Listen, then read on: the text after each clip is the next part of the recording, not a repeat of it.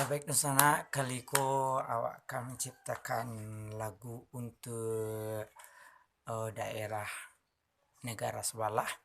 Ya karenanya meminta lagu ciptaan dari orang Indonesia, terutama kepada Ambo itu kan.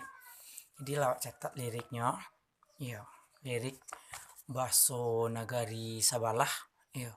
Untuk lagu ko akan dimasukkan ke dapur rekaman ternama di negari namanya negara Taiwan.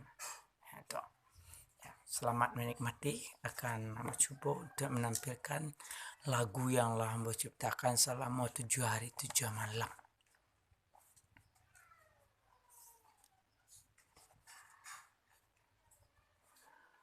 Awun shu langku langku jambo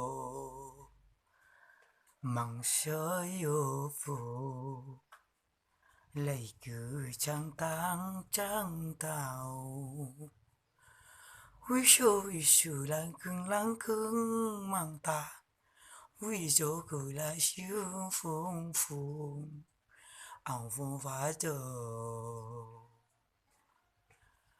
quay cây lấy ta uống sung ta này quay cây lấy ca uống sung phải mây ôi dù là bù ôi dù là bù ôi tao phò